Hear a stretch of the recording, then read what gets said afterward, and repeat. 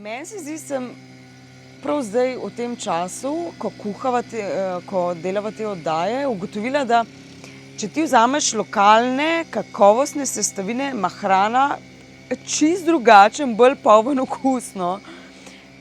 Dejansko, vsaj jaz ugotavljam, da ni primerljivo kisla smetana iz kmetije Mis ali pa iz Mercatorja ali pa Hoferja ali pa kakorkoli, no. Pač res ni primerljivo. In mi je ta lokalna ponudba super. In tle imamo v bistvu v Medvodah in seveda pač na bližnji okolici, dajmo tako reči, srečo, da imamo res dobro ponudbo. Res dobre ponudnike domačih sestavin, izdelkov.